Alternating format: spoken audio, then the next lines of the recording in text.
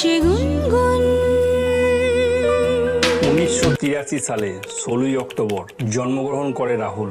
রাহুলের বাবা ছিলেন বিশ্বনাথ বন্দ্যোপাধ্যায়। তিনি ছিলেন একজন নাট্য ব্যক্তিত্ব, রক্তে তাদের অভিনয়।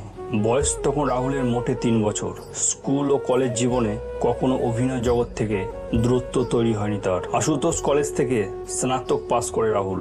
বন্ধুদের সাথে ছোট ছোট নাট্য দলে কাজ করতে করতে তিনি বুঝে গিয়েছিলেন এটাই তার সব। পরবর্তী সময় সিনেমায় সুযোগ আসে, আর সেই সুযোগই বদলে দেয় তার জীবন।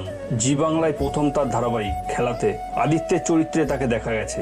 এই বাড়িতে এসেছিলাম। সবার মধ্যে নজর কেড়েছিলেন তিনি। পরবর্তীকালে একাধিক ধারাবাহিকে কাজ করেছেন রাহুল। 2008 সালে মুক্তি পায় সুপার হিট বাংলা সিনেমা চিরদিনই তুমি।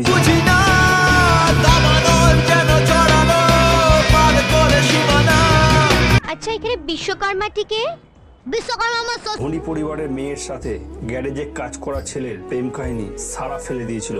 রাজ চক্রবর্তী পরিচালিত প্রথম ছবি তার জীবনে আমূল পরিবর্তন এনেছিল।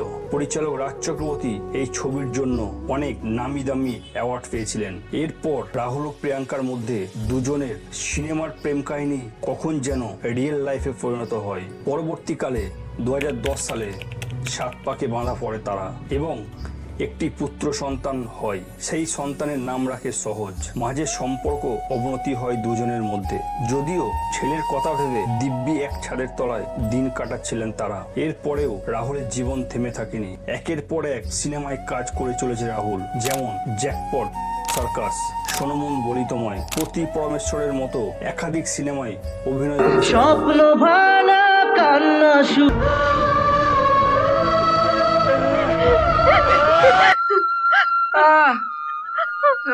450টিরও বেশি স্টেজ শো করেছিলেন তিনি।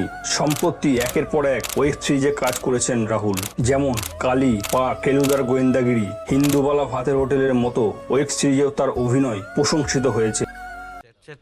না না, আমি খুব শ্যাবি। তোমাদের হোটেলটা এত পপুলার, তাই বলছিলাম এটাকে এক্সপ্যান্ড করবার অনেক স্কোপ আছে। একটু এই আসবাবগুলো চেঞ্জ করলাম, পেইন্টগুলো বদলালাম। 2023 সালে সন্তানের ভবিষ্যতের কথা ভেবে আবারও কাছাকাছি আসে রাহুল ও প্রিয়াঙ্কা, কিন্তু হঠাৎ রাহুলের জীবন কাহিনী থমকে যায়। 2026 সালে 19 মার্চ পশ্চিমবঙ্গের পূর্ব মেদিনীপুর জেলার তালসারিতে এক টেলিভিশন ধারাবাহিক ভোলে বাবা পার করেগা শুটিং চলাকালীন সমুদ্রের জলে তলিয়ে যান বলে জানা যায়।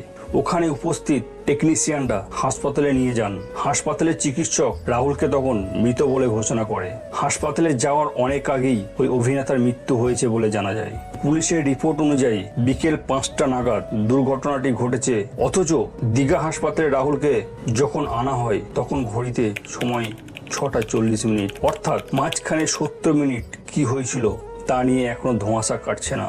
হাসপাতালে আনার অনেক আগেই তার মৃত্যু হয়েছে। হাসপাতালের ময়নাতদন্তের রিপোর্ট বলছে জলে ডুবে মৃত্যু হয়েছে অভিনেতার। তার ফুসফুসের ভিতরে পাওয়া গিয়েছে বালি ও অনেক নোনা জল। অভিনেতাকে জলের তলা থেকে উদ্ধার করতে কেন এত দেরি হলো? সমুদ্রে শুটিং চলাকালীন কেন life jacket, life board, medicine ছিল না সমুদ্রের সৈকতে?